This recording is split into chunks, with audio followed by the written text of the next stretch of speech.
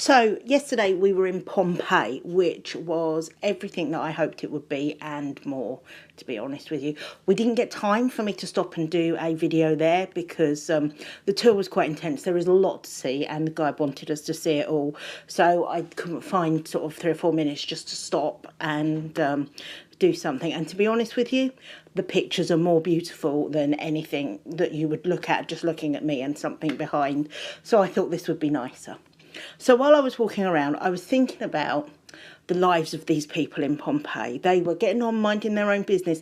They didn't realise that they were living underneath a volcano because it was so green and lush. They thought that it was a dead volcano and was completely inactive. So they were just getting on with their lives and minding their own business. And then this tragedy happened. And for them, it was really quick and there was no escaping. And within a few hours, basically, the majority of them had perished. But for us, we often have some warning of the emergencies around us. So, for instance, the hurricanes that have hit America recently, there are wildfires in Spain and in America and all over the place, earthquakes, all kinds of things. There was a big storm where I live at the moment recently and lots of people were without power.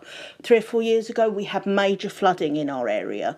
So when we have these things, what would make it easier for us? Well, FlyLady's talked about having an emergency preparedness list. She has 11 steps for emergencies. And if we follow those, they're really simple and they work really well for us.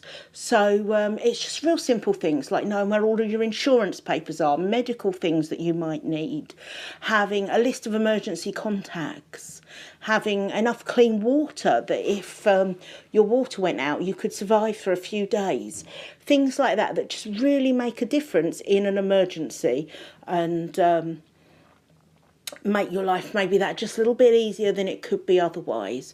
When we knew this storm was coming recently, just over the weekend, had a conversation over text with my daughter because she's at home and obviously we're not, and she's never had to deal with that kind of thing as an adult on her own. So I was kind of make sure that you've got water ready, and we have lots of things like that in place. So it was just making sure she knew where it was.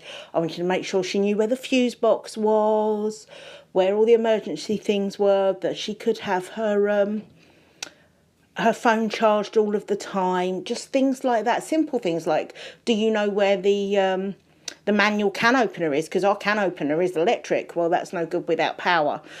So there are simple things like that that just make life a lot easier in an emergency. Then there are the bigger things. If you had to leave your home with 15 minutes notice, could you do that? Could you pull everything together? Do you have everything that you need to get out of your home in 15 minutes? We pretty much do.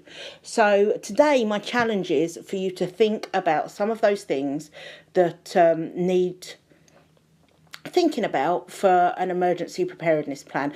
Go to the FlyLady website and have a look and see what she suggests and maybe check everything that you've got in place.